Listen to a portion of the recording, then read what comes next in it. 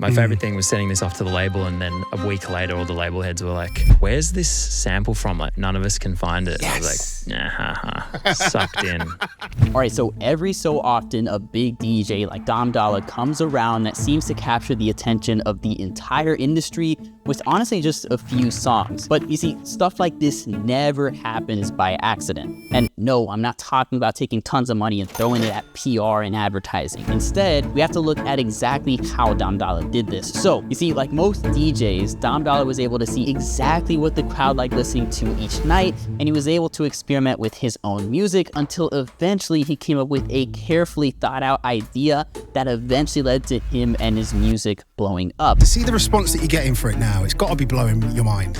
It really is, man. I honestly feel like in the last couple of years, 2 years, I feel like something's clicked in my brain as well, of like understanding the music and understanding what works and understanding what works on the dance floor and understanding the old idea of developing hooks and melodies that people can walk away and enjoy. And I don't know, I feel quite confident, which is really nice.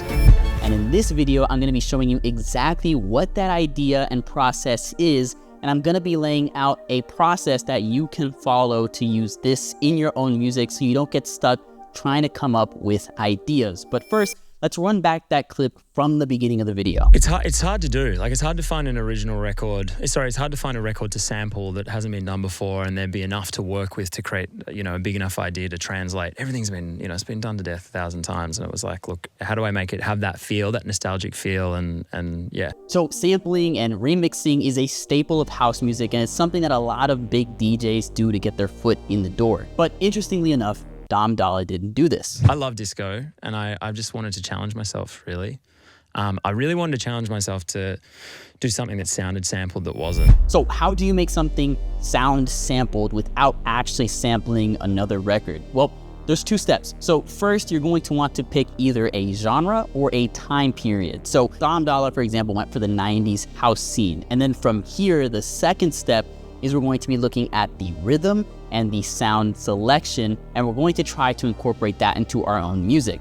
Now, sounds easy enough, but let's show you exactly how Dolla did this. So if you look at his track, Miracle Maker, it doesn't really directly sample any other records, except if you count like that 2 seconds right before the main drop, but it actually takes inspiration from these two tracks. You're such a hot temptation.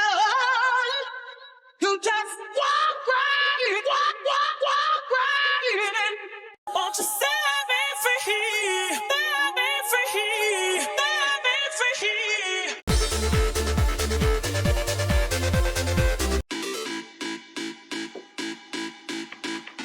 And then if we look at his track Saving Up, that also doesn't directly sample any other records, but it does take inspiration from these two tracks. Finally, it's happened to me right in front of my face, and I just cannot hide it. But one people say for diamond, some people say for right.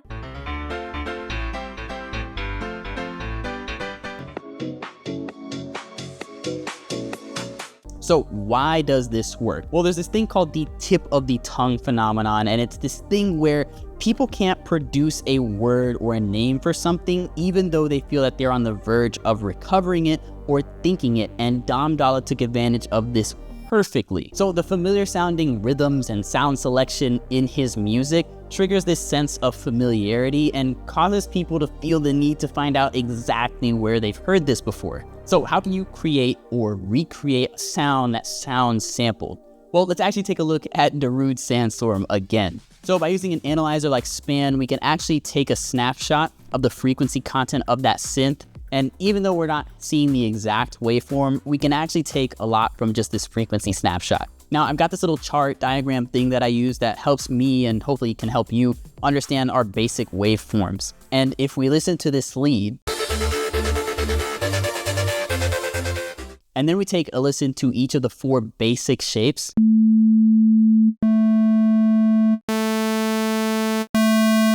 we can see the one that sounds the most similar. It's not really exactly the same, but it's very similar, is a square wave. So we're gonna build off of that as our foundation. So using a free synth like Vital, we can actually start by loading up basic shapes into oscillator 1 and moving to the square wave. And if we take a listen to the original sound, it actually sounds like it's placed in a higher octave. So we'll move the sound up 12 semitones or an octave. But the original synth definitely doesn't sound like just a square wave, and it definitely sounds like it's missing something. And from here, what most people would do is they would just experiment with different waveforms to try and see if they can match. And this takes a lot of time. So instead, what we're going to do is take a look at this frequency spectrum snapshot from the original sound from before, and we're gonna look for any significant harmonic spikes, which is why I like using span, because it tells you the exact note and frequency, so you know if it's a harmonic or not. And you can see we've actually got a few significant spikes here that we can't really just get with a square wave.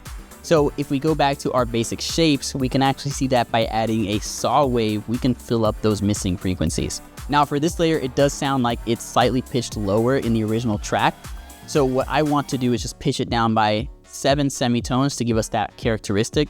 But this layer also sounds like it's an octave down, and because we're using Vital, there's only one pitch adjustment setting. So in total, we're gonna have to bring it down 19 semitones. So 12 semitones for an octave and 7 to give us that offset. Then from here, we can use some effects like distortion, some compression, and EQ to bring it closer to the original. And then you get something kind of like this.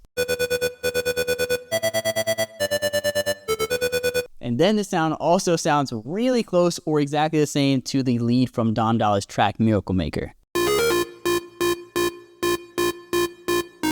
Now, you can do all this, or you can save some time and get a plugin like Synthplant 2. This isn't sponsored, by the way. I just think it's a really cool plugin because not only will it recreate a sound, but it'll also give you a bunch of variations based off of a sound you give it, which is really cool to get that tip of the tongue technique that I was talking about earlier. Now, knowing how to break down sounds and the fundamentals of sound design is honestly really important, and I might say necessary tool for a lot of producers these days, especially if you're creating your own sounds, but it's really only half the battle. You see, whether you have a good sound or not, if you don't have a good melody, then none of this matters at all. And there's a couple things that Dolla and actually a few other DJs like Fisher and Chris Lake do to not only come up with melodies, but they save so much time from getting stuck, like I'm sure you and I have both faced. So check out this video here where I talk about some of the best techniques that these DJs are using to come up with these melodies to hopefully save you a little bit more time.